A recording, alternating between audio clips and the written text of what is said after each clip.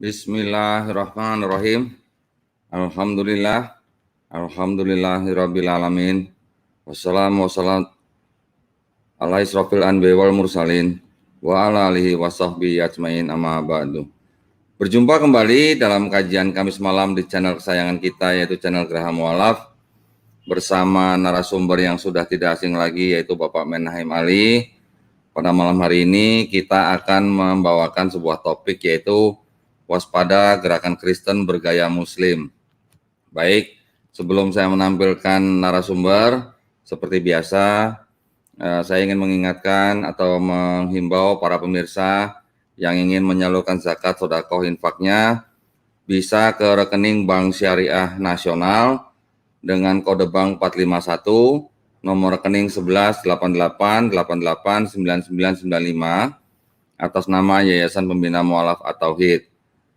Dan juga bagi para pemirsa yang ingin berpartisipasi dalam wakaf untuk tanah yang berlokasi di Wonosalam, Jombang, Jawa Timur, dengan harga Rp250.000 per meter persegi, dapat mengirimkan ke nomor rekening yang tadi saya sebut dan mengkonfirmasi bukti transfer ke nomor handphone 0812 3280 2080. Ya, semoga Allah Subhanahu wa taala membalas segala sedekah dan donasi Anda. Terima kasih. Baik, kita tampilkan narasumber, yaitu Bapak Menahim Ali.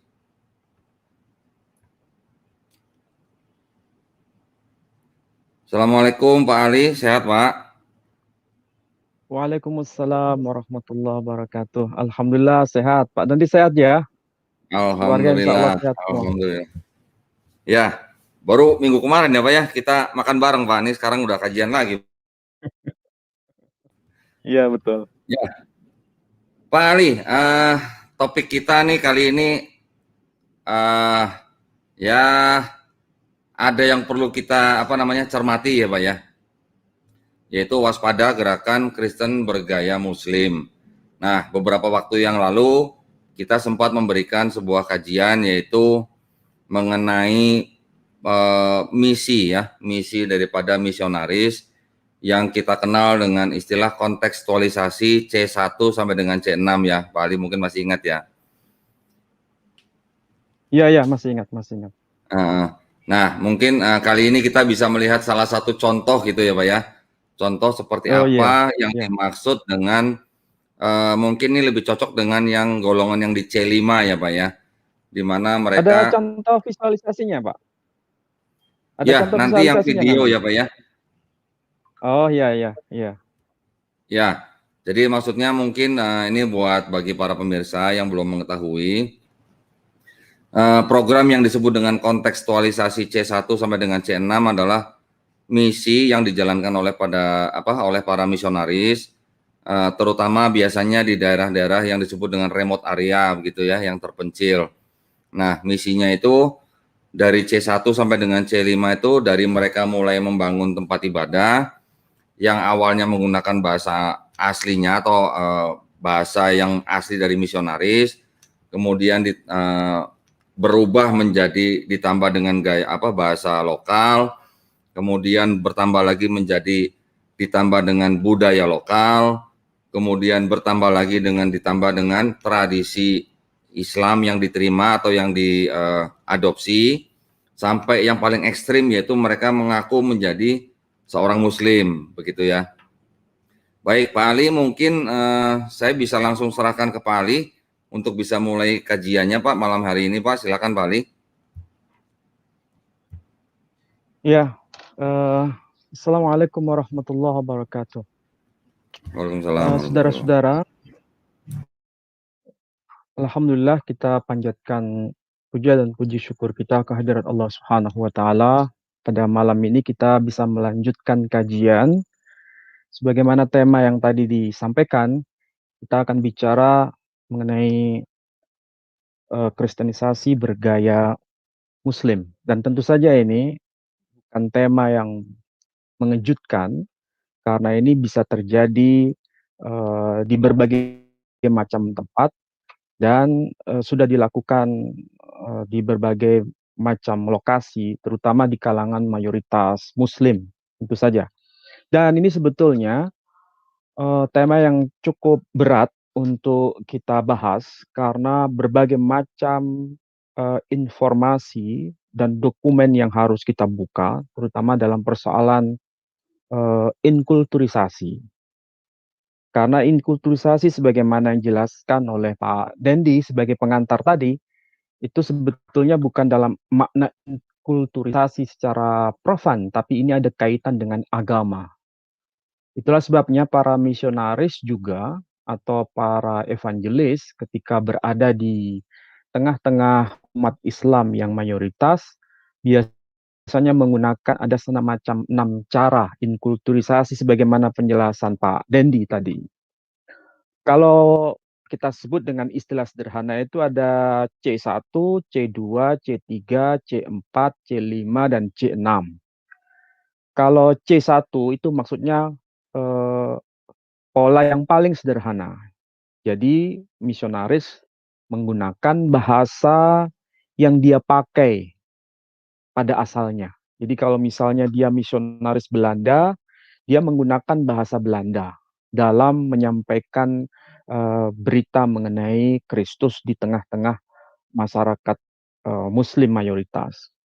Kalau misalnya dia berasal dari Jerman, dia menggunakan bahasa Jerman dan membangun gereja, membuat komunitas dalam jemaat yang berbahasa Jerman. Dan biasanya kebanyakan itu adalah orang-orang asing.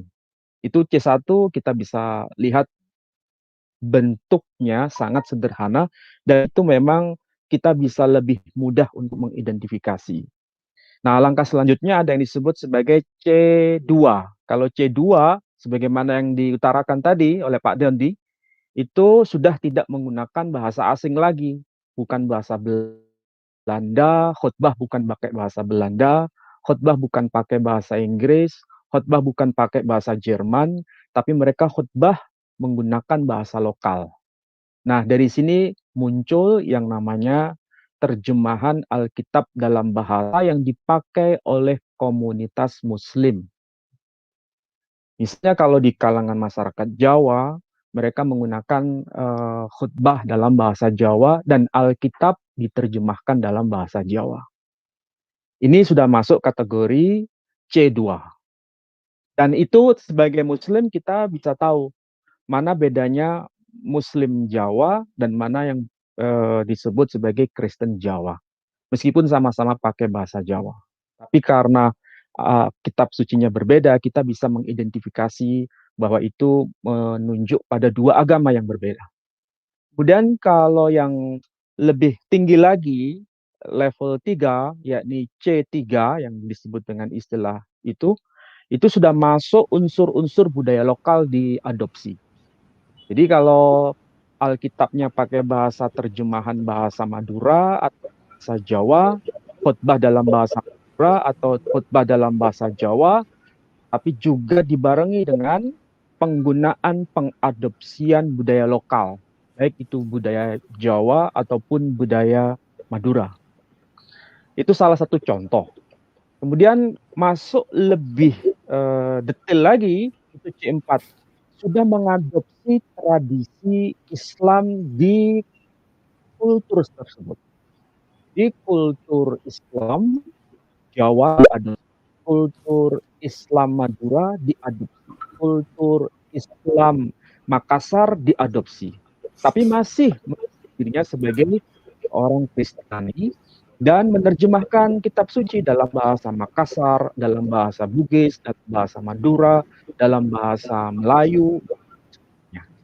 Tetapi masih menyebut dirinya sebagai seorang Kristiani.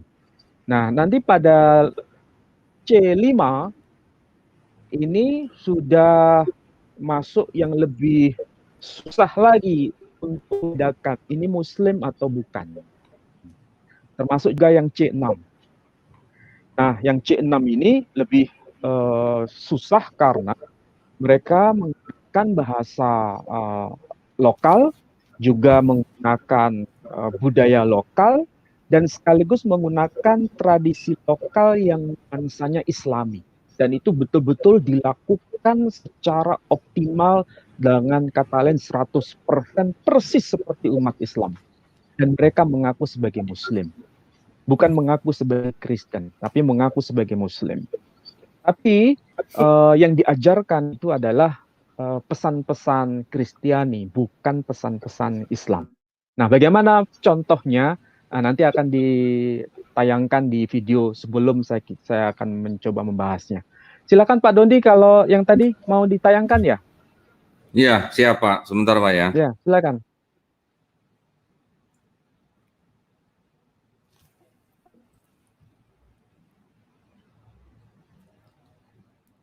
Operatornya mana nih operatornya?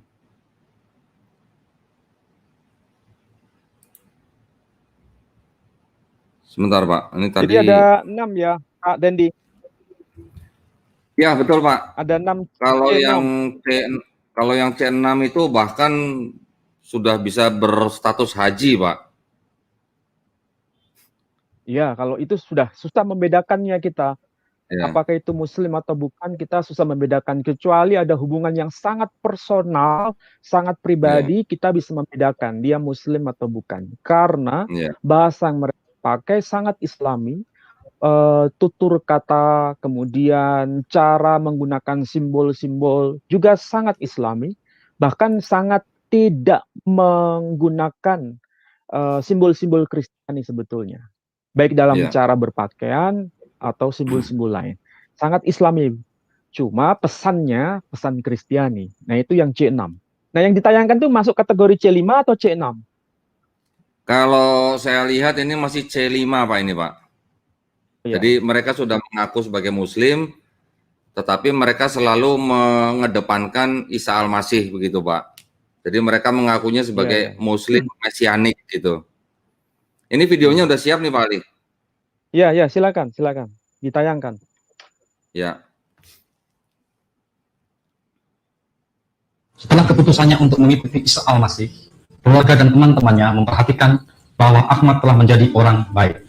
Dia menjadi seseorang yang lebih mengasihi dan bertanggung jawab dan lebih setia berdoa dan menceritakan imannya dalam Al-Masih kepada istri bersama anaknya.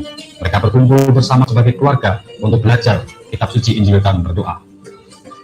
Seperti Ahmad, banyak dari mereka memulainya dengan kumpulan keluarga bersama-sama istri dan anak-anak, bahkan sahabat-sahabatnya. Dengan sedapat mungkin menyelidiki dan menerapkan apa yang Isa Al-Masih sabdakan di dalam kitab Injil, mereka akan menjadi contoh bagi yang lain untuk diikuti. Setelah beberapa bulan, beberapa dari temannya ingin juga belajar lebih banyak tentang Isa Al-Masih. Mengapa dia menjadi satu-satunya nabi yang berbeda di antara semua nabi yang lain?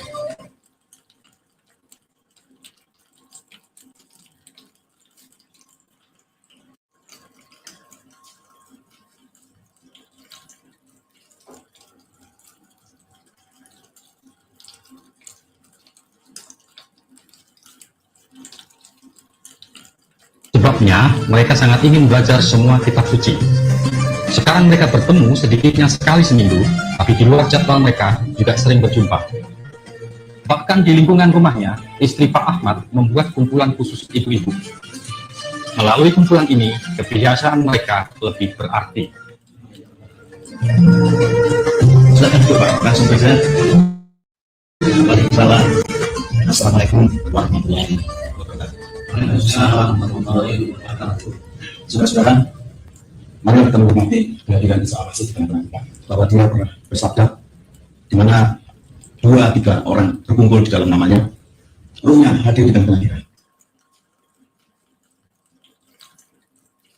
Datang dengan rendah hati kepada Isa Al-Masih, karena Tuhan yang hidup dan menjadi korban bagi kita, dan kita boleh hidup dalam kebahagiaan. Malam ini sebelum kita mulai, saya ingin melemparkan sebuah kaset yang berisi pembacaan kitab Injil dalam bahasa Arab yang dikirimkan oleh seorang saudara dari Mesir. Fasallu antum mithla hadhihi salat. Ada yang bisa membuat sesuatu tentang kebaikan Allah. Saya sungguh-sungguh menginginkan waktu-waktu seperti ini bersama saudara-saudara semua. Pekerjaan saya membuat saya mengunjungi 3 kota yang berbeda. Dan sekarang saya sadar bahwa saya membutuhkan pertemuan seperti ini lebih dari yang saya perkirakan. kira-kira 2 minggu ini, saya merasa tidak tenang. Saya tahu apa yang Bapak rasakan. Katakanlah kepada Allah, maka Allah akan mengampuni di dalam nama Isa. Ya Allah, ya Tuhan kami, berikanlah kami Roh Kudus-Mu, karena kami mintanya di dalam rahmat-Mu, Isa Al-Masih, junjungan kami yang ilahi. Amin. Ya Rabbal Alamin.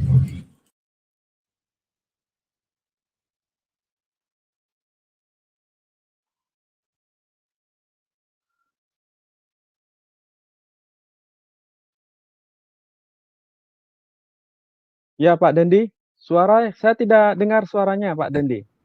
Ya, Pak Ali, itu dia videonya. Tadi saya mengamati sepertinya ada yang salah ngomong kayaknya ya, yang di dalam video itu ya. Pak Ali, perhatikan nggak Pak? Ada satu orang yang berdoa begini Pak, ya Allah Tuhanku gitu. Padahal kalau di Bible LAI kan yang di terjemahan baru, Allah kan sebagai generic name Pak. Ini yang tadi dia katakan ini terbalik sepertinya nih Pak. Kayaknya kurang latihan atau bagaimana gitu ya. Silakan Pak Ali, tanggapi Pak Ali. Kalau saya belajar media, dan kalau kita cermati, ini sebetulnya media yang sangat bagus untuk kita jadikan pelajaran untuk kita semua, bahwa apa yang ditayangkan tadi itu bukan semacam film dokumenter. Itu merupakan semacam film rekayasa. Kenapa disebut sebagai film rekayasa? Karena apa yang disampaikan, kemudian apa yang ditayangkan itu membuktikan banyak hal yang mengidentifikasi bahwa itu bukan terjadi sebenarnya. Maksudnya begini, sang tokoh yang bernama Ahmad bukan sebenarnya sang tokoh tersebut, tapi itu merupakan tokoh fiktif. Tetapi karena ini dipakai dalam rangka untuk alat propaganda, maka nama Ahmad dimunculkan. Dan tentu saja kita akan tahu kenapa dipakai istilah nama Ahmad, bukan nama Amir, bukan nama Pak Dondi, bukan nama Pak Sujai, tapi kenapa pakai nama Ahmad? Karena ini merupakan nama yang sebetulnya sangat menjadi penanda sebagai simbol keislaman itu sendiri, dan lagi-lagi ini merujuk pada tokoh sentral dalam agama Islam. Jadi kalau nama sang tokoh itu diadopsi sebagai sarana untuk evangelisasi, saya kira ini bukan sekedar nama tokoh sembarangan, tapi ini nama tokoh yang menghadirkan Islam di muka bumi ini. Nama lain dari Muhammad adalah Ahmad. Itu catatan yang pertama yang bisa saya lihat dari video itu. Kemudian yang kedua, simbol-simbol Islam Indonesia betul-betul dipakai, atau lebih tepatnya simbol-simbol Islam Nusantara dipakai. Karena ciri dari keislaman Nusantara itu menggunakan sarung, kemudian kopiah, dan baju yang tentu saja ini merupakan baju identitas keislaman Asia Tenggara. Karena ciri dari penanda keislaman dalam konteks kajian akademik itu sebetulnya ada 3, Pak Dendi. Pertama, ada yang disebut sebagai Islam dalam makna global, itu mengacu pada 3 peradaban besar, yakni Parsi, kemudian Turki, dan yang ketiga Urdu. Jadi kalau siapapun yang belajar mengenai Islam, maka mereka wajib memahami, tahu bahasa Urdu, bahasa Turki, dan bahasa Parsi. Dalam 3 dokumen ini, keislaman itu bisa dipelajari secara utuh. Makanya kalau kita lihat para misionaris terutama, kalau tidak menguasai bahasa Urdu, bahasa Parsi, ataupun bahasa Turki, maka pasti mereka tidak akan menemukan dokumen-dokumen Islam, pembacaan dokumen-dokumen Islam secara lengkap. Karena ini mewakili penanda peradaban Islam global. Tapi ada juga penanda Islam partikular yang saya sebut adalah Islam Asia Tenggara ini. Nah, Islam Asia Tenggara diwakili dengan bahasa lingua franca, yakni bahasa Melayu. Makanya kalau kita sebut keislaman Asia Tenggara, itu Islam bercorak Melayu. Dan ini sudah menjadi tradisi kajian akademik mereka yang mengenal kajian filologi sebetulnya. Jadi kalau ingin Asia Tenggara, mereka harus menguasai bahasa Melayu itu sendiri, juga tradisi Melayu dan simbol-simbol kemelayuan. Salah satunya simbol kemelayuan adalah ditandai dengan sarung. Makanya di Jawa ada sarung, di Malaysia juga ada sarung, kemudian di Thailand, di daerah Patani juga ada sarung, kemudian di mana lagi misalnya Vietnam, tanda keislaman ditandai dengan sarung juga. Dan ini saya kira merata di wilayah Asia Tenggara. Ini kajian kebudayaan sebetulnya. Dan jangan lupa, para misionaris itu akrab dengan kajian kebudayaan. Makanya tadi dalam film yang disebut film rekayasa itu, digunakan simbol nama Islami, Ahmad, kemudian pakai sarung, pakai kopiah, dan gerak-gerak yang dilakukan itu gerakan-gerakan keislaman Asia Tenggara. Misalnya, mencium tangan seseorang yang diakrabi itu dengan cara seperti corak orang Asia Tenggara. Kita tidak menemukan pola seperti itu di wilayah Timur Tengah. Tapi kalau kita temukan simbol-simbol tadi itu di wilayah Asia Tenggara. Dan yang terakhir kita bisa lihat dari video itu penggunaan Alkitab bahasa Arab yang katanya dapat dari saudara dari Mesir. Dan saya kira ini menarik, kenapa kok ada dikaitkan dengan Alkitab bahasa Arab. Bukankah Asia Tenggara ini bukan penutur bahasa Arab sebagai bahasa lingua frankanya? Tapi kenapa menggunakan bahasa Arab dalam mendaraskan Alkitab itu? Nah, ini menarik untuk dikaji. Tapi sesuatu yang lebih menarik lagi menurut saya. Ketika di situ ada beberapa kutipan ayat Quran, meskipun dalam bentuk terjemahan tadi ya. Misalnya dalam surah Az-Zukhruf. Surah Az-Zukhruf ayat 61 disebutkan tadi. Kemudian surah ketiga yang 45 juga disebutkan. Tapi saya lebih konsentrasi ada kutipan hadis tadi. Kutipan hadis yang pertama yang dikutip tadi itu dari Anas bin Malik untuk membenarkan keistimewaan nabi yang bukan sembarang nabi, yakni Isa. Dia menggunakan istilah Isa, bukan menggunakan istilah Yesus, tapi menggunakan istilah Isa. Dan istilah ini sebetulnya merupakan nama yang akrab dalam konteks budaya Islam Asia Tenggara. Dan kita bisa lihat itu misalnya seorang misionaris namanya Clint Kurt, kemudian John Ball, kemudian siapa lagi misalnya Matias, dan lain sebagainya. Rata-rata mereka itu para filolog sebetulnya Pak Dandi. Jadi filolog sebetulnya para ahli yang pakar di bidang bahasa lokal di Asia Tenggara. Mereka datang bersama-sama pada masa kolonialisasi, sekaligus sebagai nasihat dari kolonial itu sendiri. Dan mereka sangat akrab dengan itu. Van der Turk misalnya, dia orang orang asing sebetulnya, tapi karena dia punya darah orang Jawa dan dia tinggal di Surabaya sebetulnya, makamnya ada di Surabaya sampai hari ini. Tapi dia menguasai bahasa Jawa, menguasai bahasa Bali, bahasa Jawa Tengah, bahasa Bali, dan juga bahasa Batak. Dan ada kamus yang dia sudah. Kemudian Van der Turk ya tadi ya, yang saya berikan contoh. Ada lagi John Ball, itu sangat pakar bahasa Melayu. Kalau Clint Kurt itu sangat pakar dalam bahasa Melayu juga. Jadi sekali lagi, kita belajar filologi itu penting sebetulnya. Karena kita bisa mengungkap semua data yang terkait dengan evangelisasi. Nah, dalam konteks ini, saya hanya mencermati kutipan-kutipan hadis meskipun terjemahan. Salah satunya misalnya, Isa itu adalah firman Allah dan rohnya. Saya kira itu sebetulnya untuk menguatkan bahwa Isa itu sebagai satu-satunya nabi yang berbeda dengan nabi lain, menurut pernyataan dari sang tokoh dalam video rekayasa tadi. Kalau saya cermati, sebetulnya hadis itu ada memang, dan bahasa Arabnya itu memang tertulis Isa fa innahu ruhullah wa kalimatuhu. Itu ada itu hadisnya. Dan tadi disebutkan dari hadis Anas ibn Malik. Kalau kita cermati secara perlahan tadi ya, dari tayangan video sekilas, kita akan menemukan bahwa hadis yang dikutip tadi itu berasal dari hadis Anas bin Malik. Kalau bahasa Arabnya, teksnya itu Isa fa innahu ruhullah wa kalimatuhu.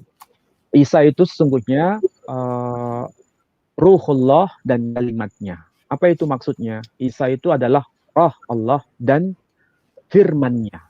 Nah, masalahnya ini harus kita bahas kayaknya Pak Dondi. Kalau nggak dibahas nanti ini akan disalah tafsirkan dan disalahgunakan.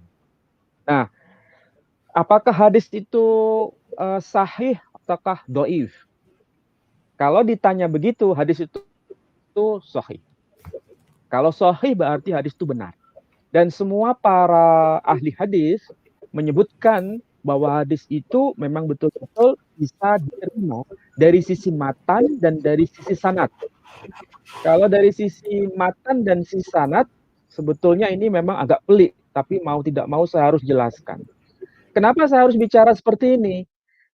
Karena ini hadis seringkali dikutip oleh para misionaris sebetulnya dalam rangka untuk menyampaikan pesan pesan dari perjanjian baru, maka mereka mengutip hadis ini untuk menguatkan penyampaian evangelisasi tadi. Nah, itulah sebabnya kalau seandainya tidak dikutip hadis itu dalam rangka untuk evangelisasi, mungkin saya tidak akan bicara. Tapi karena itu dikutip, maka perlu saya harus jelaskan. Nah, bagaimana penjelasannya dari sisi sanad?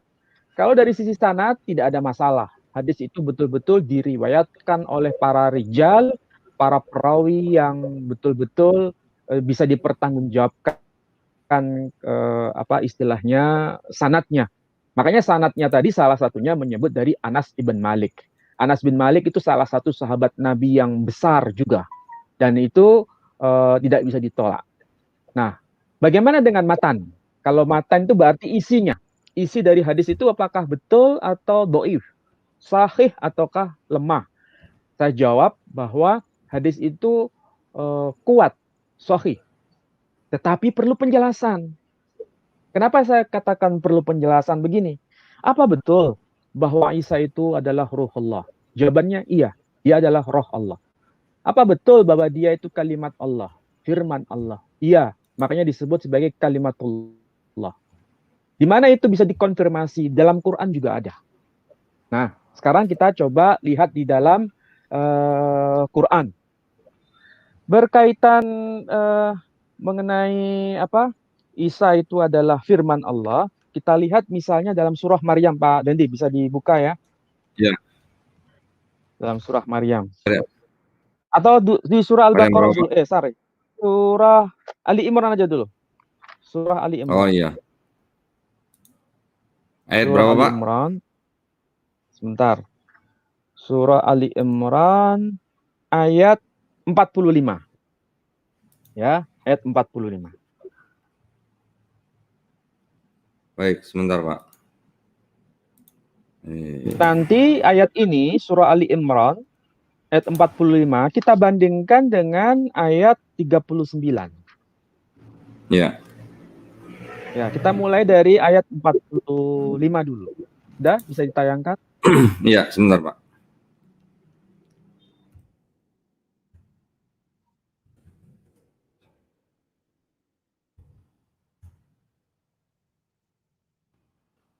Ya, ini Pak, Ali Imran. Ya, ayat 45. 45 Agak ya, terpotong Pak? ya itu. Ya. Oh iya, sebentar. Kalau dibaca Arabnya bisa ditampilkan penuh. Ya. Oh, sebentar, Pak. Sebentar. Ya. Kok begini?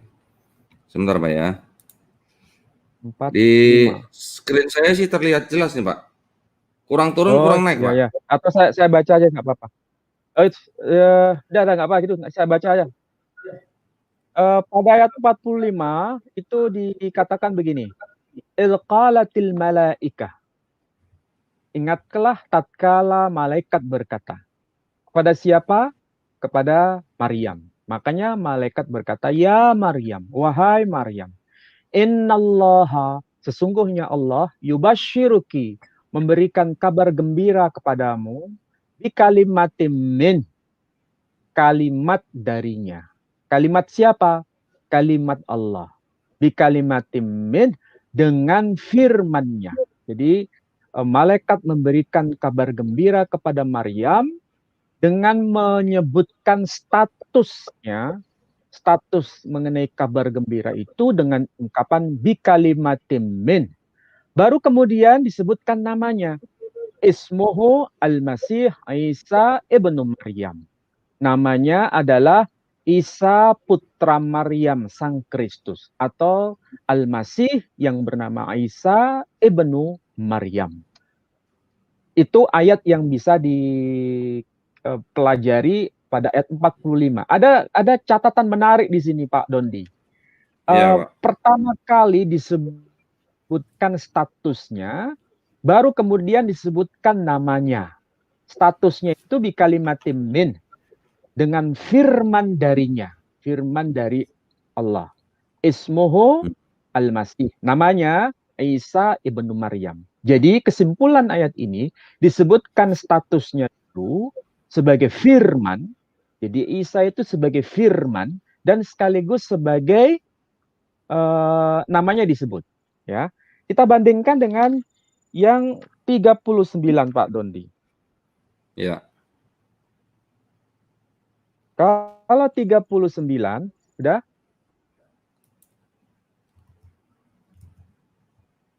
Ya, sudah nih.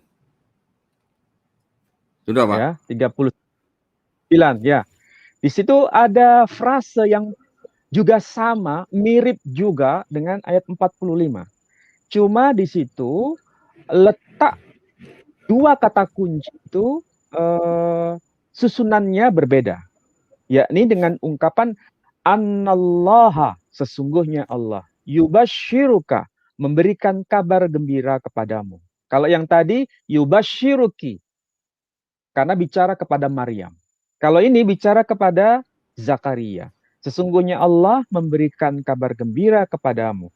Bi Yahya, dengan Yahya, memberikan kabar gembira mengenai Yahya. Kemudian musaddiqa, kemudian disebutkan bi kalimatin minallah. Statusnya disebutkan sebagai bi kalimatin minallah. Jadi yang pertama disebutkan namanya dulu, baru kemudian disebutkan statusnya bi kalimatin minallah. Kalau yang ayat 45 disebutkan statusnya dulu, baru disebutkan namanya. Ya. Sedangkan 39 disebutkan namanya dulu, baru disebutkan statusnya. Ya. Ini berkaitan dengan tokoh yang berbeda, satu kepada Yahya, satu kepada Isa. Kemudian pola yang hampir sama, kalau berkaitan dengan Yahya, itu pernyataan dari Zakaria. Qala rabbi anna yakunu li ghulam. Zakaria berkata, qala rabbi anna yakunu li ghulam. Bagaimana aku bisa punya seorang ghulam, yakni seorang anak laki-laki.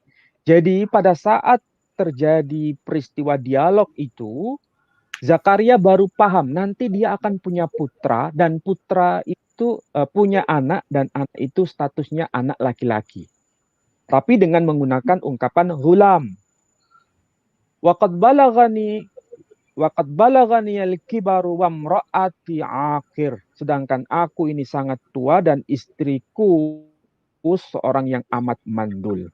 Sementara kalau pada ayat yang ke-47 berkaitan dengan informasi kepada Maryam, kalimatnya hampir mirip.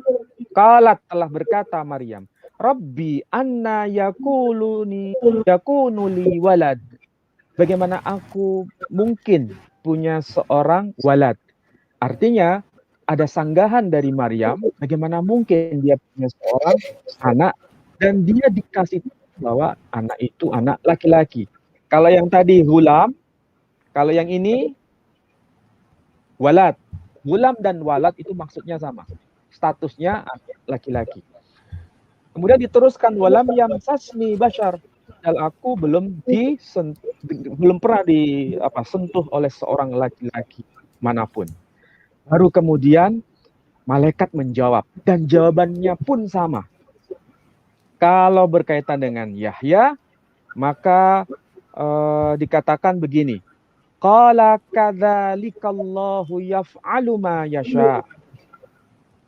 Demikianlah kalau Allah menghendaki sesuatu. Demikianlah kalau Allah berbuat apa yang dikehendakinya. Ungkapannya qala kadzalikallahu yaf'alu ma yasha. Sementara kalau berkaitan dengan Isa yang diberikan berita kepada Maryam, dikatakan begini ungkapannya, qala kadzalikillahu yakhluqu ma yasha. Jadi hampir mirip ini redaksinya.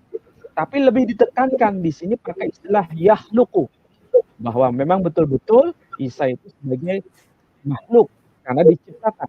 Makanya Allah menggunakan redaksi Allahu yakhluqu ma yasha. Kalau Allah mau menciptakan, yang Dia kehendaki.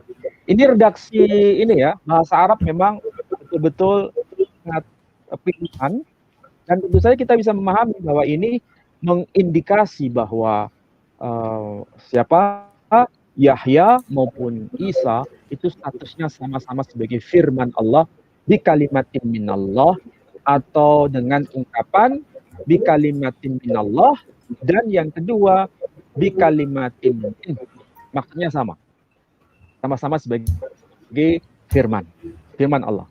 Kemudian kita bisa lihat untuk memperkuat itu di surah kelima ayat 59. Ya, sementara Surah Pak. kelima 59.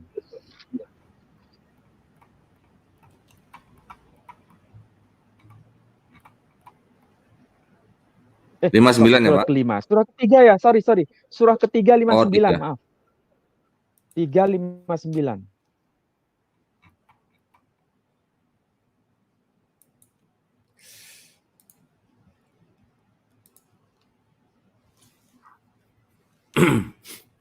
Ya. Sebentar, Pak ya. Sudah ketemu? Sudah, Pak. Sebentar, Pak. Ini ya, Pak. Kita sambil belajar pelan-pelan, Pak Dendi. Ya, Ya. ini adalah Tadi saya semisal ini ya, Pak ya. Iya. Jadi ini terletak di surah yang ketiga, surah Ali Imran. Tadi kita bahas di surah yang ketiga juga. Sama, berkaitan dengan tokoh Yahya dan tokoh Isa.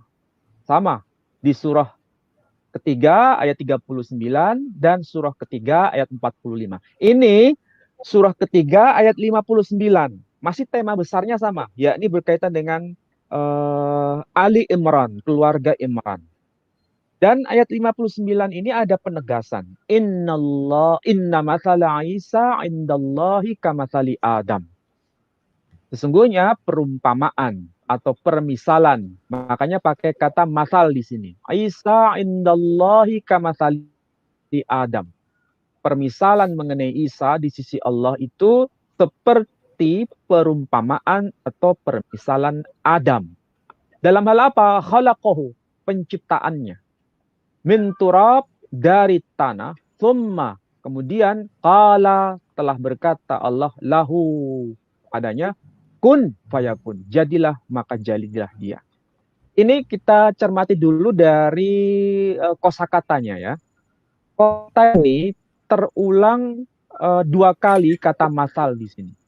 Ada 2 kali. Ini masal yang pertama, perumpamaan. Ini masal yang kedua juga perumpamaan.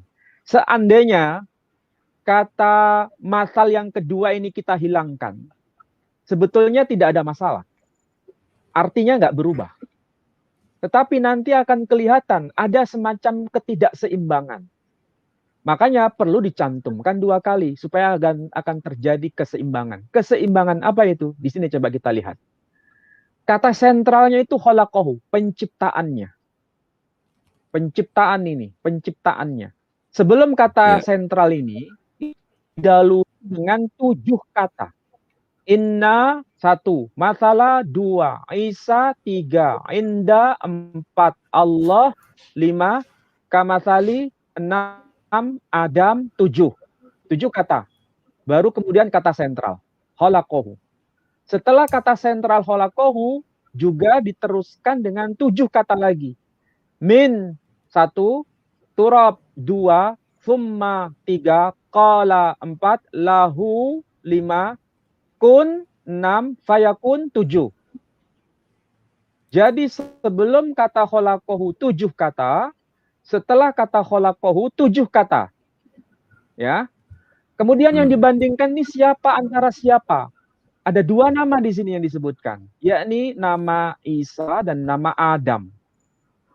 Isa, coba kita lihat di sini. Ini kalau dihitung ada 7 huruf di sini. Ain 1, ya 2, sin 3. Ini ada alif. Alif kalau orang Jawa mengatakan alif bengkong. Alif maksurah di sini. Ini yang namanya huruf alif. Jadi ain 1, ya 2, sin 3, dan alif maksurah 4. Nama yang kedua Adam. Alif, dal, mim 3. Berarti kalau di total 2 nama orang ini ada berapa huruf Pak Dondi? 4 tambah 3 berapa? 7. 7. Nah, 7 huruf.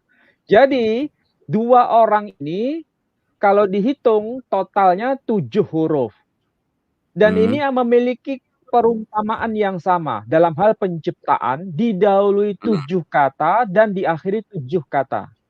Ini ayat terletak di urutan ke-7 sebetulnya dari penyebutan nama Isa dan Adam yang ketemu kedua-duanya di satu surah di ayat yang sama di sini. Karena nama Adam dan nama Isa itu dalam Quran kalau secara matematika dihitung di komputer jumlahnya sama, yakni sama-sama tertulis seimbang 25 kali. Jadi kalau kita cari nama Adam berapa kali ya dalam Quran, kita akan lihat disebutkan ada 25 kali. Nama Isa juga sama, disebutkan 25 kali. Berarti sama, seimbang. Kalau di sini bukan seimbang jumlah penyebutannya, tapi seimbang dalam hal penciptaannya. Di sini. Dan sekaligus diwakili dengan penanda 7 kata sebelum penciptaan dan 7 kata setelah kata penciptaan, yakni kata khalaqahu. Nah, di sini baru kita bisa tahu. Kalau begitu, ayat ini menegaskan bahwa Isa dan Adam itu statusnya sama. Masalahnya sama dalam hal apa? Nah, ternyata sama dalam hal dia sama-sama sebagai roh Allah. Dari mana itu kita bisa buktikan? Nah, kita coba belajar Pak Dendi. Dia sama-sama disebut sebagai roh Allah atau roh Allah. Yang pertama, di surat As-Sajdah, surah 32, dicatat aja nggak apa-apa. As-Sajdah, surah 32 ayat 9. Nanti kita ambil satu contoh saja ya. Yang kedua, surah Al-Hijr, surah 15 ayat 29. Kemudian lagi surah Shad, surah 38 ayat 72. Saya ulangi lagi, surah As-Sajdah 32 ayat 9. Surah Hijr, surah 15 ayat 29. Kemudian surah Shad, surah 38 ayat 72. Ada yang perlu ditampilkan Pak Ali? Anehnya Pak Dondi. Kenapa? Ada yang perlu Boleh ditampilkan? ditampilkan. Satu contoh aja, misalnya 329 ya.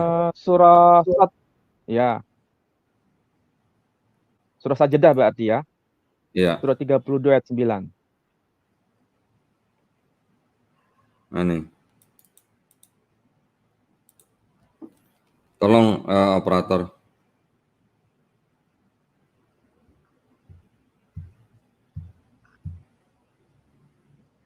Ini Pak ya.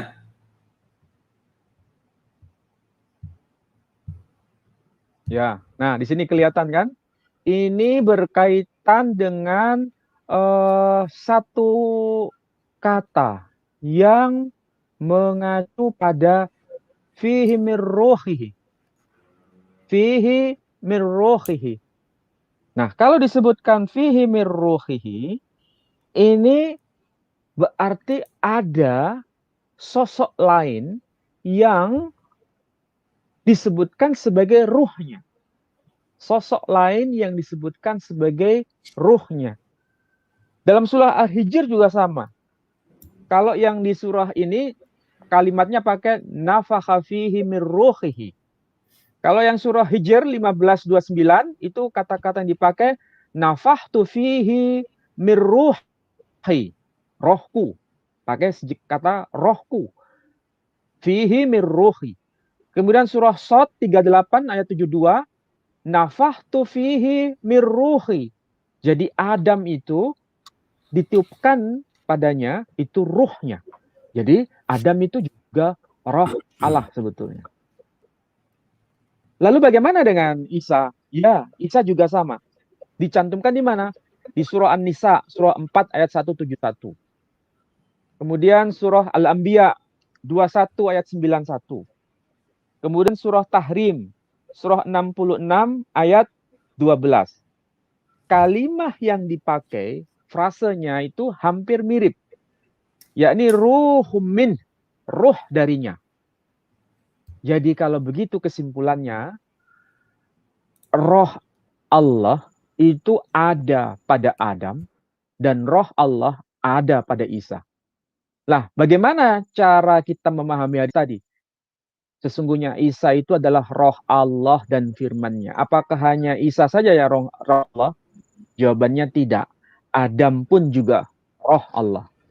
Iya. Coba supaya nanti kita lihat lagi, bandingkan saja surah Shad 38:72 dengan misalnya surah An-Nisa ayat 171.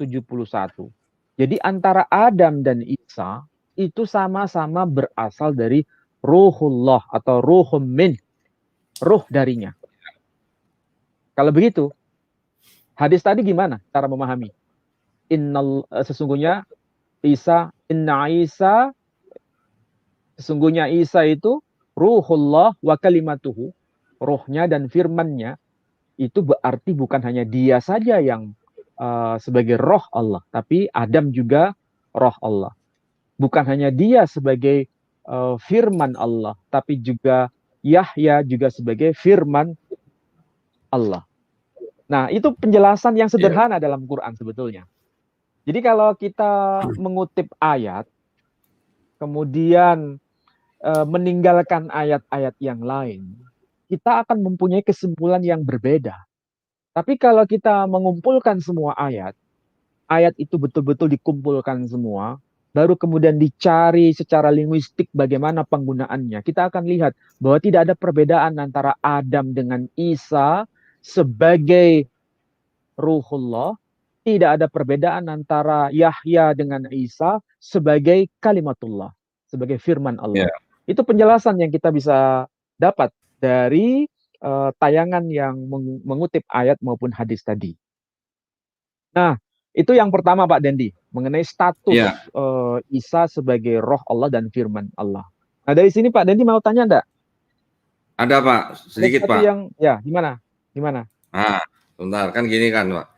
Kita sering mendengar bahwa dari saudara-saudara kita yang Kristen kan sering berkata bahwa Isa itu kalimatullah, Isa itu ruhullah, makanya dia adalah Tuhan, begitu kan Pak ya. Nah, kalau begitu kan kita bisa balik nanya Pak, kalau gitu Baitullah, Saifullah, Nakatullah itu Tuhan juga dong kalau gitu. Artinya kan ada apa namanya, awalnya ada semacam kayak cocokologi atau semacam maksakologi gitu ya Pak ya, karena ruhullah, karena firman Allah dijadikan Tuhan gitu. Tapi giliran dikasih kata Baitullah, Saifullah, Nakatullah, pada diem semua Pak, biasanya begitu Pak. Menurut Pak Ali gimana tuh Pak? Ya sebetulnya kita harus kembali pada konteks bahasa aslinya. Kalau dalam bahasa Arab dan dalam bahasa Ibrani juga sama. Bet El misalnya. Itu bukan berarti rumah Allah itu adalah Allah, bukan. Rumah Allah itu rumah miliknya Allah. Rumah miliknya Allah. Dan rumah Iya. itu seterusnya sebagai ciptaan. Begitu Iya. juga kalau misalnya ruhullah. Iya. Ruhullah itu maksudnya Ciptaan ruh Allah ya, Pak ya? dari Allah, ruh Iya. ciptaan Allah. Iya, Bukan Allah betul. itu roh. Dan dibalik, Iya. karena istilah roh Allah dengan ruh ciptaan Allah itu Iya. beda. Maksud dari bahasa yang dipakai kaum Kristiani. Nah, kalau dalam Iya. bahasa kita, ruhullah itu ruh ciptaan Allah. Bukan Iya. Allah itu ruh. Tidak ada hubungannya. Begitu juga Betul, misalnya Pak. dalam Quran ada naqatallah, untanya Allah. Apakah Iya. unta itu Allah itu sendiri? Bukan. Iya. Unta ciptaan dari Allah. Itu untanya Iya. Nabi Saleh disebut sebagai naqatallah. Dekat. Ya. Naqatah. Ya Allah. Nah, gitu. Begitu juga Baitullah dalam Quran. Ya. Jadi sekali lagi, ini lebih menarik lagi kalau kita lihat misalnya versi Yahudi juga ada yang pakai bahasa Arab. Itu ketika menyebut riyahullah, anginnya Allah, pakai istilah riyahullah. Bukan berarti Allah itu angin, bukan. Iya, iya, Tapi iya. itu angin ciptaan Allah. Di situ. Iya. Ini kalau kita kembalikan dari bahasa Semit ya, bukan Iya. bahasa kita. Kalau bahasa kita ini kan aneh. Maksudnya di dalam bahasa kita yang dipakai oleh saudara kaum Kristiani itu, kalau Allah itu adalah firman-Nya Allah atau ruhnya Allah, berarti Allah itu ruh. Firman-Nya Allah berarti Allah itu firman. Kan ini salah. Iya. Salah Iya. pemaknaan dalam bahasa kita sebetulnya. Iya. Nah, itu yang saya bisa jawab, Pak Dendi.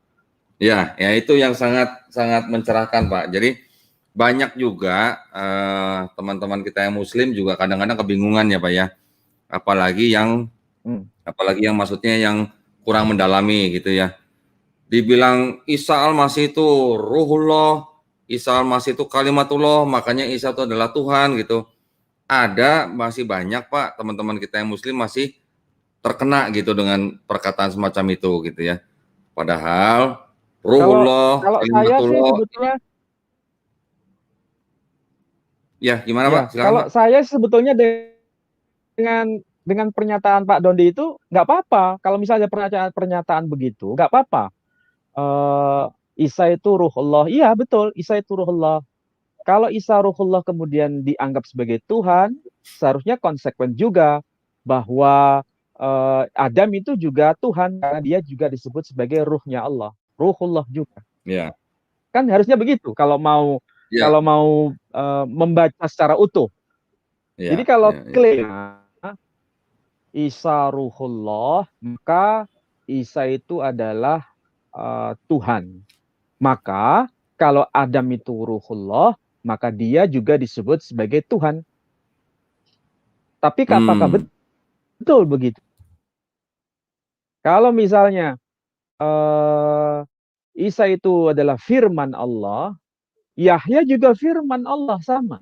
Ya, Tapi kalau Isa disebut firman Allah sebagai Tuhan, maka Yahya seharusnya juga sebagai Tuhan. Tapi kan tidak. Bahkan sama-sama disebut kurios loh Pak Dondi. Jangan lupa kita pernah kajian itu.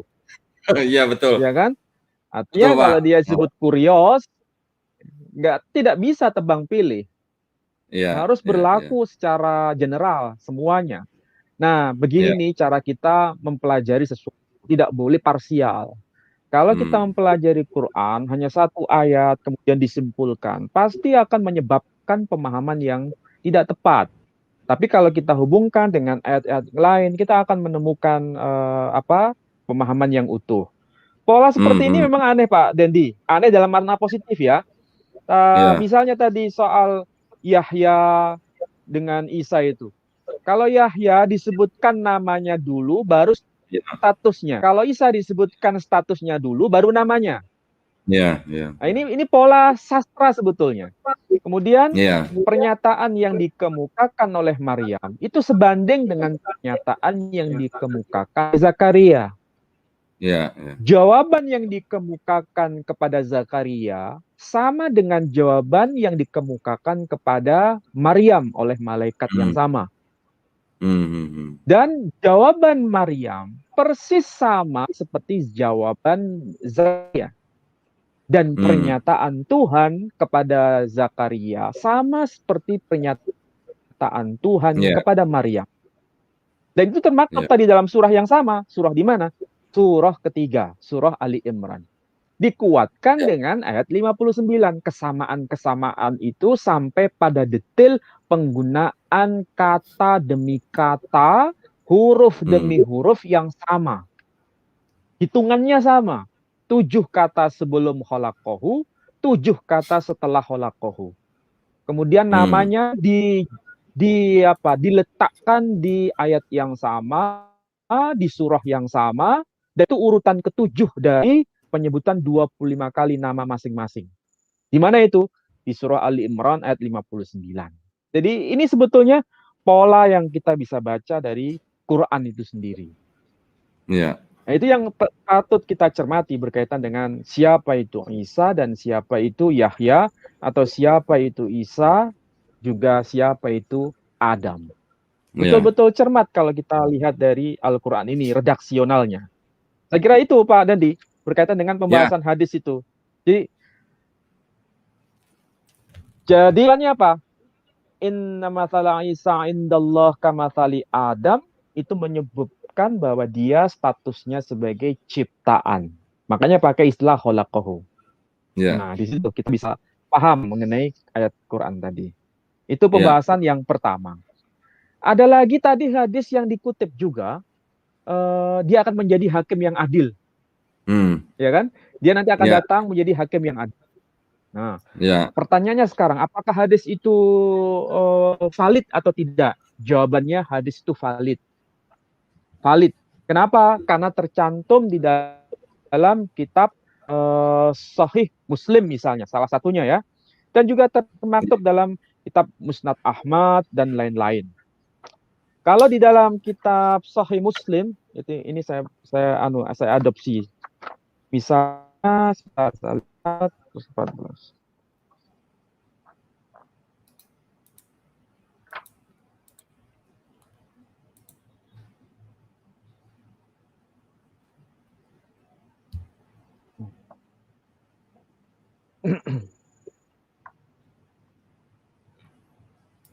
Nah, ini Pak Dendi, ini perlu kita pahami. Ini ada hadis, ya. Ini saya kutip dari kitab ini. Ini saya kira perlu dibaca oleh banyak umat Islam sekiranya.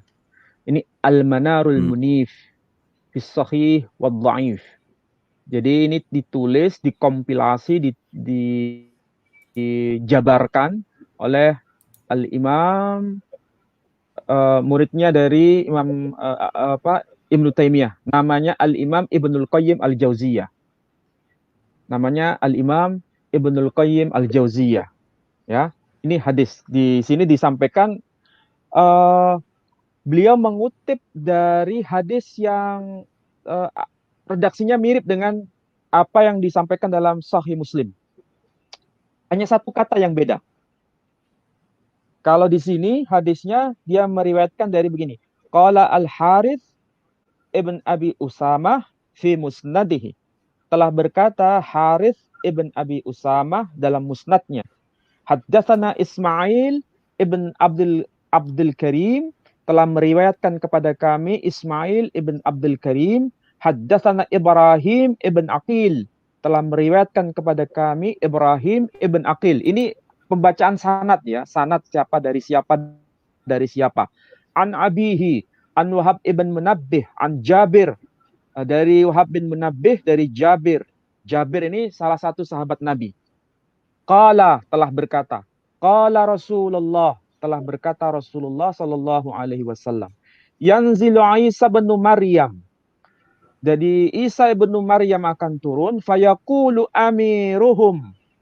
Jadi tatkala Isa ibnu Maryam turun, fayaqulu amiruhum, maka telah berkata amir dari kalangan mereka. Kalangan mereka di sini kaum mukmin ya, amiruhum.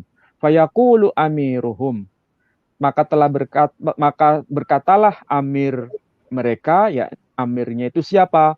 Ini di dalam Sahih Muslim hanya disebut amiruhum. Siapa itu amiruhum? Tidak ada penjelasan. Ta'ala sholli bina. Mari silakan sholat kami. Fayaqulu, maka telah berkata Isa. Jadi Isa itu diminta untuk menjadi imam sholat kepada kaum mukmin. Fayaqulu, maka Isa berkata, la inna ba'dahum amiru ba'd. Tidak, di antara kalian adalah ada amirnya. Takrimatallahi lihadihil ummah. Allah telah memuliakan ummah ini. Wahada isnadun jayyid. Maka sanad hadis ini betul-betul sahih. Nah, di sini redaksinya pakai ta'ala sholli bina. Kalau dalam musnad Al-Harith. Tapi kalau di dalam Sahih Muslim itu pakai ta'ala sholla lana. Kalau di sini pakai ta'ala sholli bina. Kalau di Sahih Muslim itu ta'ala sholli lana. Jadi yang beda itu hanya bina dan lana. Jadi ini hanya soal redaksi saja. Tapi maksudnya sama. Maksudnya Isa diminta menjadi imam sholat pada masa Amir itu datang. Tapi Isa tidak mau menjadi imam. Tapi Amirnya yang maju menjadi imam. Siapa yang dimaksud Amir di situ? Ternyata di dalam Musnad Al-Harith disebutkan fayaqulu amiruhum al-mahdi. Jadi di sini ada penjelasan amirnya di situ adalah al-mahdi. Jadi kalau begitu al-mahdi dengan Isa itu beda. Al-mahdi dengan Isa sebagai al-masih itu dua orang yang berbeda. Makanya kalau hadis yang dikutip oleh tayangan video tadi itu sebetulnya hadisnya memang ada dalam Musnad Abu Daud ya. Dalam Musnad Abu Daud itu ada hadis la mahdiya illa Isa. Ada memang hadisnya. Tapi ingat di situ ada catatan, Pak. Ada catatan. Meskipun hadis itu ada, tapi diberikan catatan. Semua ulama mengatakan hadis itu dhaif. Oh. Kenapa disebutkan la mahdiya illa Isa? Tidak ada mahdi kecuali Isa. Berarti Isa itu adalah mahdi menurut hadis itu. Tetapi hadis-hadis yang lain lebih banyak mengatakan mahdi itu bukan Isa. Isa itu al-masih. Kalau al-mahdi itu disebutkan orang lain. Bahkan di dalam kitab ini, hadis-hadisnya yang berkaitan dengan Al-Mahdi itu banyak. Disebutkan Al-Mahdi itu bukan Isa, tapi Al-Mahdi min itrati min waladi Fatimah. Al-Mahdi itu adalah dari keturunanku, dari sulbi Fatimah, dari anak keturunan Fatimah. Nah, persoalannya kalau Al-Mahdi itu adalah Al-Masih, kalau Al-Mahdi itu adalah Isa, apakah Isa itu putranya dari Fatimah? Kan tidak mungkin. Bukan, jadi Pak. Hadis itu menunjuk pada dua orang yang berbeda.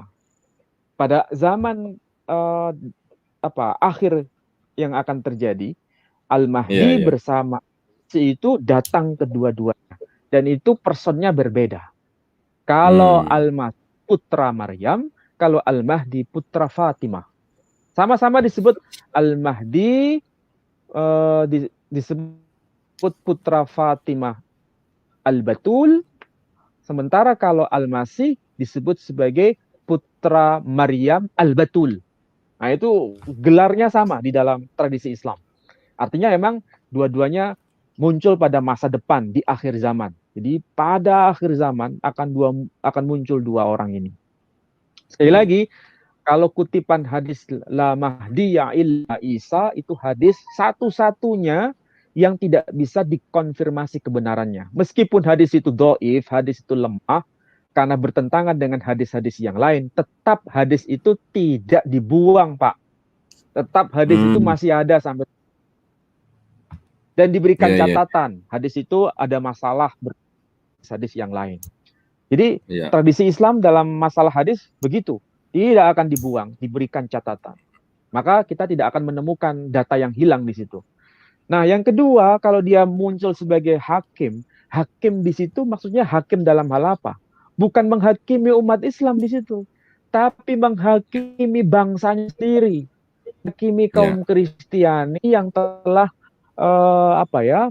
membawa ajaran suci dari beliau tidak seperti ketika beliau bawa. Makanya dia meluruskan untuk menghakimi. Pernyataan hadis ini sebetulnya masih ada relevansi dengan PB. Kalau tidak keliru, di dalam PB ada penyebutan nanti murid-muridnya itu akan duduk bersama-sama dia untuk menghakimi kedua belah suku Israel. Betul nggak? Ya, betul. Dalam PB ada pernyataan begitu. Iya. Iya, betul, Jadi Pak. 12 murid Isa Al-Masih sendiri bersama Isa nanti itu akan menghakimi 12 suku Israel yang menolak keberadaan dia.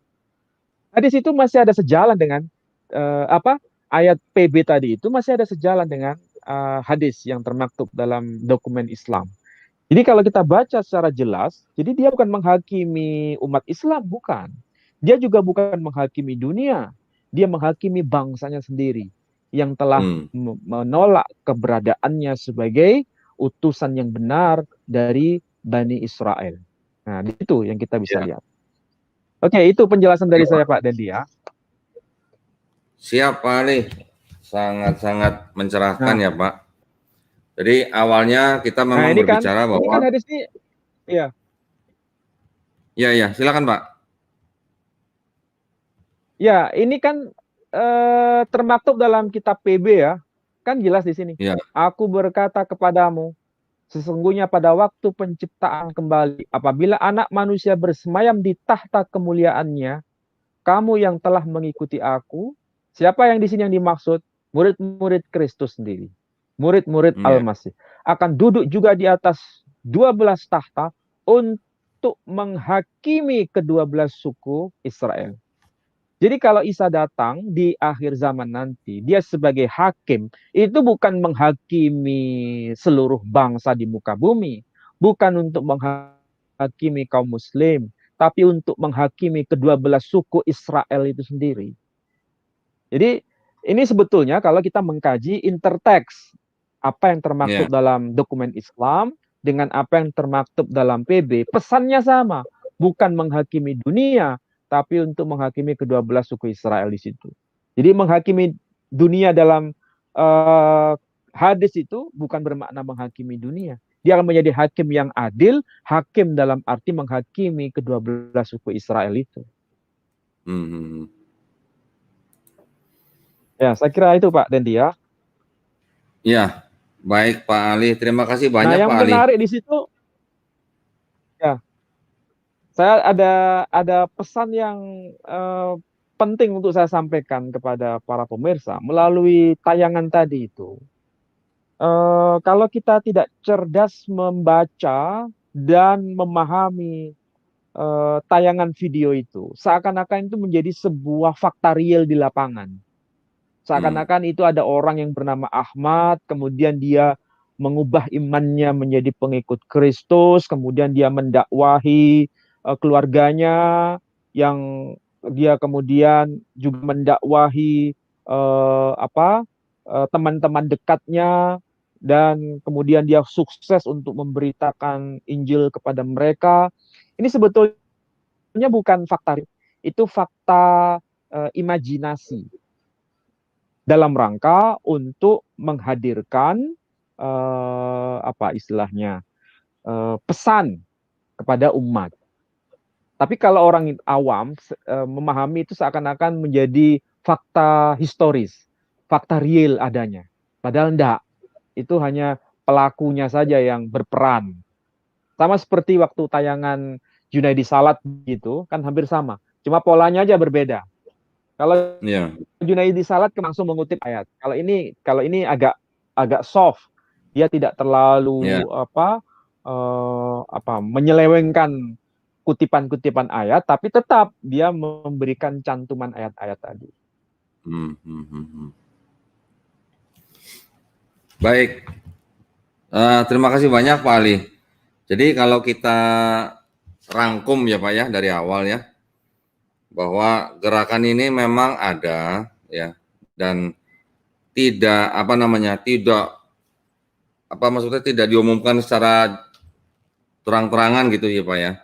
Tetapi kita sebagai umat muslim tetap harus waspada bahwa jika kita melihat sekelompok orang atau beberapa orang yang menggunakan atribut-atribut muslim, tetapi dia mengedepankan hanya Isa Al-Masih saja, kemudian dia juga sering-sering membawa kata Isa adalah Ruhullah, Kalimatullah, makanya dia adalah Tuhan gitu ya, dan mengaku-ngaku sebagai muslim mesianik. Nah, itu para pemirsa, khususnya bagi para saudara kita yang muslim harus berhati-hati, karena itu memang adalah program atau misi daripada misionaris yang disebut dengan kontekstualisasi C5 gitu ya Pak Ali ya. Ada sesuatu yang perlu saya luruskan Pak Dendi. Kebanyakan fakta real di lapangan itu tidak menyebut Islam Mesianik, Islam Mesianik enggak, tapi menyebutkan dengan sebutan kami Islam. Ya, dia balik bertanya, apa sih arti Islam? Islam itu berserah diri kepada Tuhan. Jadi kami pun sebagai muslim, artinya orang yang berserah diri kepada, tapi kami mengikuti Isa Al-Masih, Islamnya Isa Al-Masih. Nah, begitu. Dia nggak mau mengikuti Islamnya Nabi Muhammad. Ya. Jadi kalau dia tanya, apakah kamu percaya Nabi Muhammad? Dia mohon maaf, tadi saya nyebutnya Kristen Mesianik apa ya? Ya, tidak ada embel-embel mesianik, Cukup dengan sebutan Islam saja biasanya. Oh, tapi gini Pak, saya juga pernah menerjemahkan video-video yang di speaker scholar Inggris Pak ya. Mereka datang mengaku sebagai muslim yang disebut dengan muslim mesianik Pak, kalau nggak salah Pak. Jadi yang muslim tapi yang mengakui Isa Al-Masih gitu sebagai Tuhan gitu Pak. Nah itu yang dengan cara-cara seperti itu yang mereka mengelabui gitu orang muslim gitu. Itu yang saya pernah itu yang dari barat itu, sepertinya ya. Iya betul Pak. Ya, betul dari barat. Itu yang kebanyakan dari barat. Tapi kalau yang ada di Madura yang saya saksikan itu rata-rata mereka seperti yang digagas oleh Pak Edi Sabto. Pernah tahu ya Pak Edi Sabto dari Jakarta, kelompoknya Pendeta Saifuddin Ibrahim itu sudah mendirikan semacam pos penginjilan di Madura, dan itu menggunakan atribut Islami, jadi pakai pakaian khas Islam di Madura sama, tapi mereka mengajarkan versi kekristenan dengan menggunakan simbol-simbol bahasa Islami, tidak pernah menggunakan istilah Yesus Kristus, tapi menggunakan Isa Al-Masih.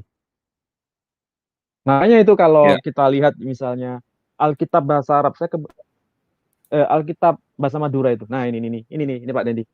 Ini Alkitab bahasa Madura Pak Dendi. Oh, nah, ini namanya Alkitab. Ini Alkitab ini. Kalau Alkitab ini tulisannya pakai huruf huruf Latin tapi bahasanya bahasa Madura di sini. Oh, nah, ini terbitan tahun 1994. Judulnya Alkitab dalam bahasa Madura di sini. Tapi meskipun ini Alkitab bahasa Madura, saya kebetulan bisa bahasa Madura dikit-dikit. Saya ini bukan orang Madura Pak Dendi. Meskipun ada orang-orang Kristiani yang ini orang Madura katanya. Kadang-kadang saya ketawa, saya ini bukan orang Madura. Kadang-kadang lucu juga kalau saya bisa bahasa Madura dikira saya orang Madura. Kalau saya bisa bahasa Dayak dikira saya orang Dayak. Kalau saya bisa bahasa Banjar dikira saya orang Banjar. Kalau saya bisa bahasa Sunda dikira saya orang Sunda gitu. Dikira orang juga bisa bahasa Ibrani. Terus nggak ada yang nyangkin Bapak orang Ibrani gitu Pak. Makanya saya kadang-kadang lucu juga. Jadi ini Alkitab bahasa Arab, bahasa Madura ini, saya tidak menemukan satu kata pun pakai nama Yesus Kristus, tidak pernah Pak. Yang muncul itu kata Isa Al-Masih, kemudian kata Jabur di sini, nggak pakai Mazmur di sini. Ini pakai Jabur misalnya. Oh Jabur, Jadi yang dipakai Jabur, pakai istilah Jabur. Iya, ini menarik sebetulnya. Kenapa kok yang dipakai itu pakai kata Zabur, bukan pakai kata Mazmur. Kalau Iya, iya. Mazmur pasti orang Madura nggak akan terima. Ini apa? Kitab Iya, apa? Tapi iya. kalau pakai istilah Jabur, katakan baca dalam Quran. Iya. Dalam Quran kan disebutkan nama Zabur, kitab Zabur. Nah, orang Madura menyebutnya Jabur. Di sini Iya, iya. juga pakai nama Yahya. Ah, pakai nama Yahya ini Pak Dendi di sini. Hmm, Pakai nama Yahya. Bukan pakai nama Yohanes, juga bukan pakai nama John, bukan pakai nama Yohanan, tapi pakai nama Yahya. iya, iya. Ini Oh, menarik kalau sebetulnya. Yesusnya Kenapa tadi nama pakai nama siapa, Pak? Yahya? Kenapa? Hmm. Kalau Yesusnya tadi Kalau nama Yesus siapa, nggak Pak? dipakai. Isa Al-Masih. Isa Pakai Al-Masih nama ya? Isa Oh, oke. Al-Masih. Nah, Iya, iya, iya. coba misalnya Pak Dandi cari teks yang pakai nama Isa Al-Masih dalam bahasa Indonesia. Coba. Nanti saya cek yang bahasa Madura di sini. Coba cari Ini aja Pak Ali. satu ayat saja. Ini Pak Ali. Gimana? Iya, langsung di Oh Matius ya, itu 1:1 yang versi aja, Pak bahasa Ali. Melayu. Iya. Oh, Matius 1:1 ya, ya, sebentar. Kita cek di sini ya. Nah, di sini pakai ini. Area daftar pangatawana Isa Al-Masih. Nah, Oh, toronana Daud, toronana Ibrahim. Dari Ibrahim hmm, sampai ke Daud, asmana pangatawana Isa akan beberio. hmm. Ibrahim, Ishak, Yakub, Yehuda, Peres, Hezron, Ram, dan seterusnya. Jadi yang Itu muncul ada tuh kata Pak di Isa layar, Pak. Al-Masih. Ah, ya itu ada. Pak Ali, di layar aduh, Pak. Ada betul. Ya, Sekarang itu apa sama kan? internet, Ya, Pak? itu ada. Ya, ini kan kalau saya pakai internet tuh menurut saya belum sah. Kalau nggak pakai buku fisiknya. Ini Iya, fakta iya, real nih. Terbitannya disebutkan tahun berapa ini? iya, iya, iya. 1994. Ini orang Madura harus apa? Bahasa Islami sebetulnya dan bahasa Qurani. Iya, Makanya iya. saya punya dugaan begini kalau dalam konteks kultur ya Pak Dendi ya. Kalau dalam konteks kultur, Iya, iya. kalau pesan perjanjian baru itu disampaikan dalam bahasa yang tidak dipahami oleh bahasa sasaran, itu akan menemui kegagalan. Hmm, Maka dipakailah istilah-istilah yang menurut mereka itu akan memudahkan komunikasi dan hmm. kalau bahasa Madura, itulah bahasa Madura yang dipakai, term-term kunci juga Hmm. dipakai. Makanya kalau dalam Alkitab bahasa Madura nggak ada nama Yesus Kristus, yang ada Isa Al-Masih. Iya, iya, Lain iya. lagi kalau misalnya dalam bahasa Manado, nah mereka lebih Hmm, akrab pakai istilah Yesus Kristus. Nah di situ. hmm. Jadi sekali lagi budaya itu menarik untuk dikaji dalam konteks agama. Iya, iya. Karena agama dan budaya itu seakan-akan simbiosis mutualisme. Dan Hmm, ini kalau dalam konteks kontekstualisasi itu dimanfaatkan oleh para evangelisasi, dimanfaatkan betul. hmm. Nah, makanya Iya. kita harus sadar budaya, sadar bahasa, dan sadar simbol. Kalau kita nggak sadar Hmm, simbol, dikiranya sarung itu untuk semuanya. hmm. Nah, makanya kalau kita ke Bali misalnya, ke Bali itu menarik Pak Dendi. Hmm. Saya kebetulan punya Alkitab bahasa bahasa Bali. Nah, di Oh, situ bukan pakai Isa Al-Masih, tapi Ida yang Yesus di situ. Ida yang Yesus. Ada di situ yang Bali, pakai versi Bali. bahasa ini, bahasa Ya betul bahasa Pak, ini Bali. Pak. Lidah yang Yesus Iya rasih kan? kisah saking Nah, iri betul kaya, kan? Pak. Oh Padahal iya. orang Bali itu kan kalau menyebut Ida yang Widiwarsa kan, Iya, Ida iya, Sang iya. Hyang Widiwarsa, kemudian dipakai istilah Ida Hyang. Nah, ini kalau menurut orang Bali itu sangat mencidrai Hmm, kultur Bali sebetulnya. hmm, Itu hmm, dan hmm. saya mendengar langsung dari kalangan di Bali. Tapi ya Iya, iya. bagaimanapun juga bahasa itu semacam pedang bermata dua, bahasa itu. Iya, Ketika iya. kita bisa terampil menggunakan bahasa, maka pada saat itu kita terampil untuk masuk dalam relung-relung jiwa seseorang. Makanya Hmm. orang-orang Bali ketika berhadapan dengan misionaris, kebanyakan orang-orang Bali itu tidak menguasai bahasa sang misionaris, tapi sang misionaris menguasai bahasa Bali. Oh. Sama seperti ketika ada misionaris yang datang ke Madura, mereka mengerti bahasa Madura, tapi orang Madura sendiri nggak mengerti bahasa Ibrani, nggak mengerti bahasa Yunani. Nah, ini masalah. Coba kalau seandainya yang Muslim tahu bahasa Ibrani, yang Muslim tahu bahasa Yunani, yang Muslim tahu bahasa Madura, ketika ada misionaris datang ke Madura, pakai bahasa Madura, pakai bahasa Arab, bisa terjadi dialog yang imbang. Iya. Sebab kalau nggak terjadi keseimbangan pengetahuan yang sama, dialog itu akan terjadi sekat. Dan kita akan mengalami ya berbagai macam kesalahpahaman di situ. Nah, Masalahnya di Jawa Barat juga sama ya. Ya. Di Jawa Barat pakai nama apa? Jawa Barat. Jawa Barat tuh berarti bahasa Sunda ya, sebentar ya Pak ya. Siapa tuh ada nih Sunda. Sunda pakai Isa kalau. Yesus Pak. Pakai Isa itu, ingat saya. Oh, pakai Yesus ya? Sunda pakai Yesus Pak. Sundanya ada dua pakai versi. Yesus apa? Yesus Kristus. Tunggu Pak. Sundanya ada dua versi Pak. Ada Sunda 2 Pak. Sunda yang pertama pakai Yesus. Gimana? Nah, Yesus. Nah, ini saya share aja nih Pak, biar para pemirsa juga bisa lihat nih Pak, sebentar. Nah. Nah, itu Pak. Versi Sunda itu pakai Yesus tuh Pak. Ya. Kemudian yang versi A ini ada versi yang Sunda 2 nih Pak. Pakai Isa. Nah, di situ pakai Isa, iya. Jadi ada 2 nih, 2 terjemahan dalam bahasa Sunda nih. Nah, pertanyaannya sekarang gimana? Kenapa versi yang pertama pakai Yesus, yang kedua pakai Isa? Ada apa di balik penggunaan yang berbeda di situ? Mesti ini ada hubungannya dengan kontekstualisasi tadi itu. Ya, kalau betul. yang pakai istilah Yesus berarti masih menggunakan bahasa apa itu? Kalau kontekstualisasi itu C1. Ya kan? Ya. Masuk kategori itu, pakai bahasa bukan bahasa lokal tadi.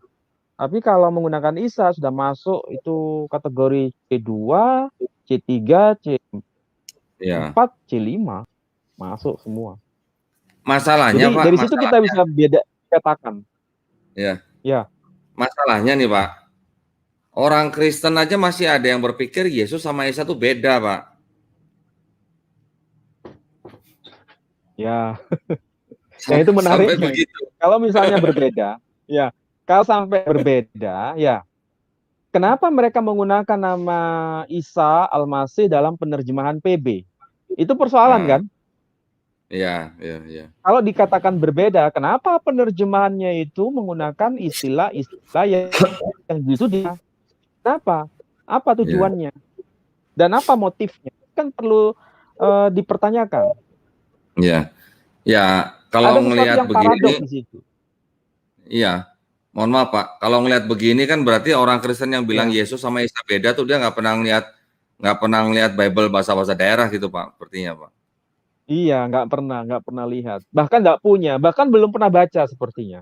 Belum pernah tahu. Nanti kalau ditanya apa kamu pernah baca terbitan LAI? Oh, saya tidak percaya LAI. Jawabannya mesti begitu kalau mentok. Iya. Iya kan? Saya tidak percaya, tidak mau menggunakan terbitan LAI. Saya tidak mau pakai Isa Al-Masih. Tidak mau pakai terbitan LAI.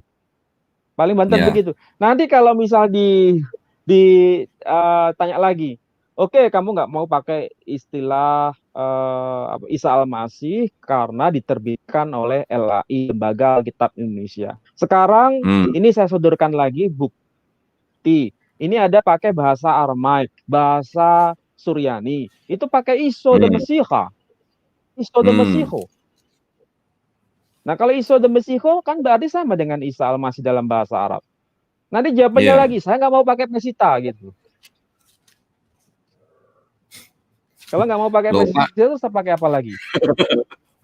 Loh Pak, kalau yang LAI TB kan menggunakan Yesus Kristus Pak ya. Yang ini juga terbitan LAI Pak. Nih. Ya, itu pakai, ya betul saya punya. Betul. Itu pakai ini ya, Isa Al-Masih ya di Isa, situ. Itu pakai Isa Al-Masih di iya, situ. Isa Ya, masih nih, pakai Isa Al-Masih itu. Iya, sama-sama oh iya, ya, LAI, betul, Pak. betul. Ya, silsilah Isa Al-Masih.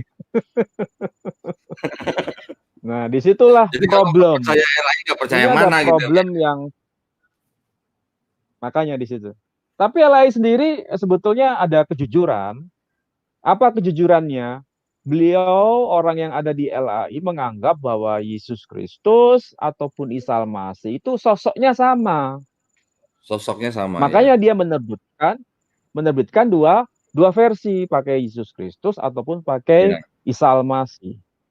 Jadi iya. orang-orang LAI itu sebetulnya dalam halnya sebetulnya.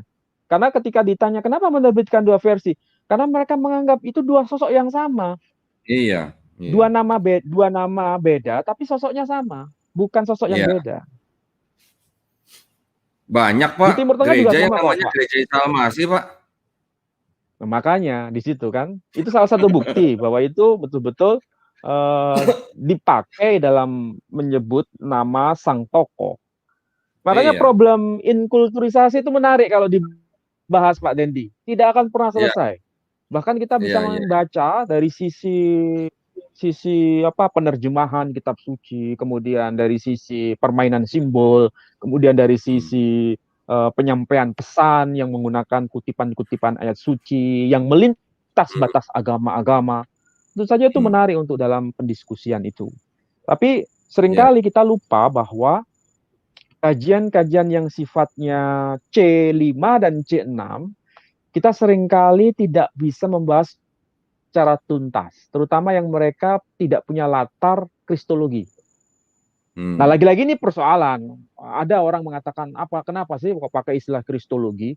Itu kan sebetulnya sesuatu yang tidak apa ya, membuahkan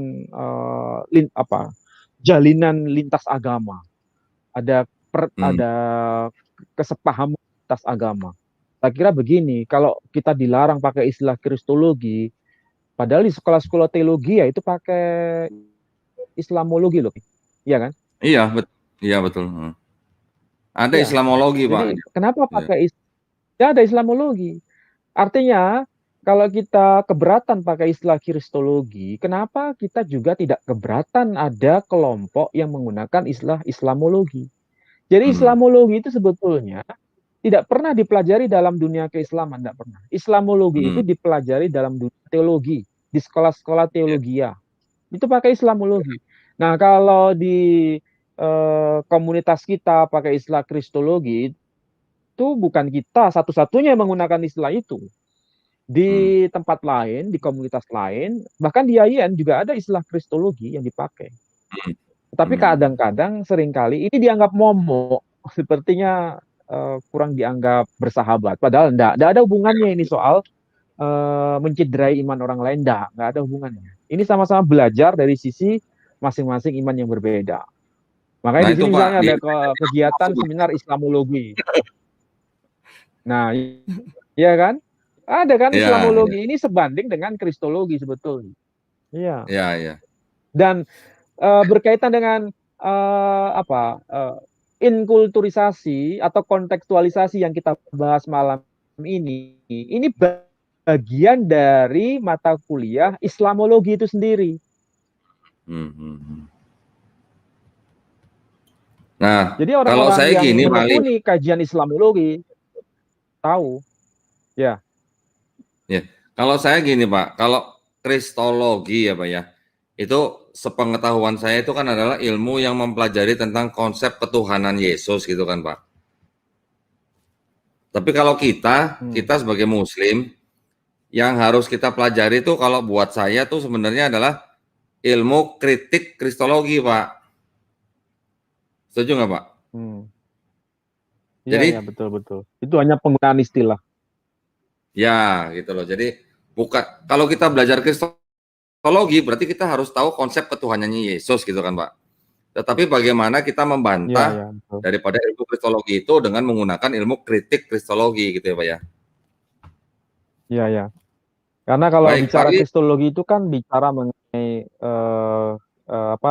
Kristus itu sendiri. Ya. Tapi dalam konteks Islam itu lebih general, bicara mengenai Nasrani itu ya kristologi. Sebetulnya itu hanya Ya, soal penyempitan makna dan perluasan makna. Hanya itu saja. ya. Sama. Baik, Pak Ali, ada yang mau ditambahkan mengenai topik kita malam hari ini, Pak? Ya, kesimpulannya begini, bahwa Muslim itu harus paham betul berkaitan dengan kristologi itu sendiri. Itu harus tahu. Sebagaimana kaum Kristiani juga paham apa itu Islamologi. Itu catatan awal. Catatan yang kedua, kita harus paham apa itu C1, C2, C3, C4, C5, C6. Itu harus paham detailnya. Dan saya kira Ya. ini bukan kewajiban kita semata-mata, tapi semua harus paham itu. Terutama yang C5 dan C6. Karena C5 dan C6 itu membutuhkan perangkat keilmuan yang tidak sederhana. Kita harus paham bahasanya, kita harus paham teologianya, kita harus paham komunitasnya, kita harus paham simbol-simbolnya. Bahkan berkaitan simbol itu ada kamus terkait dengan simbol. Dictionary of Symbol itu ada itu. Kita harus buka-buka tuh seperti itu. Ya. Kemudian inkulturisasi itu juga sudah dibahas dalam berbagai dokumen, termasuk kontekstualisasi dalam kekristenan itu harus dibahas. Saya kira itu Pak Dendi yang bisa saya sampaikan ya. Baik, terima kasih banyak Pak Menhaim Ali atas paparannya yang sangat-sangat menarik pada malam hari ini. Buat kita para pemirsa ya, khususnya bagi yang Muslim, tentu hal ini bukanlah masalah yang kecil ya, karena mungkin di sekitar kita mungkin tidak ada, tetapi di daerah lain itu sudah ada gitu ya. Bukan hanya di Indonesia, di seluruh dunia misi itu sudah dijalankan. Jadi bagi kita Muslim, kita yang harus waspada bagaimana kita melihat lingkungan kita, terutama bagi mungkin orang-orang yang pendatang gitu ya, yang mungkin penampilannya sama dengan kita orang-orang Muslim, yang mungkin bahkan ada juga yang ikut sholat di masjid ya. Jadi intinya adalah mari kita waspada, jangan buru-buru mencap seseorang yang beratribut Muslim itu adalah pasti seorang Muslim gitu ya. Hati-hati di situnya ya. Nah, apalagi kalau sampai kita berdiskusi dan saling membicarakan Bible, nah itu sudah pasti itu adalah gerakan adalah misionaris itu ya. Baik, kira-kira begitu saja yang kita dapat sampaikan pada malam hari ini. Sebelum saya tutup, saya juga ingin mengingatkan kembali bagi para pemirsa yang ingin menyampaikan zakat sodako infaknya, dapat menyalurkan ke Bank Syariah Indonesia dengan nomor kode bank 451 11 88 88 9995 atas nama Yayasan Pembina Mu'alaf at-Tauhid. Dan bagi para pemirsa yang ingin berpartisipasi dalam wakaf tanah di daerah Wonosalam, Jombang, Jawa Timur dengan harga Rp250.000 per meter persegi, silakan mengirimkan ke nomor rekening yang tadi saya sebut dan mengirimkan bukti transfer ke nomor handphone 0812 3280 2080. Baik, terima kasih banyak atas perhatiannya. Insya Allah Kamis depan kami akan memberikan kajian yang lebih menarik lagi dengan topik yang lebih up to date. Ya, mohon maaf atas segala kekurangannya. Kami tutup kajian kami pada malam hari ini. Wabillahi taufiq wal hidayah. Wassalamualaikum warahmatullahi wabarakatuh.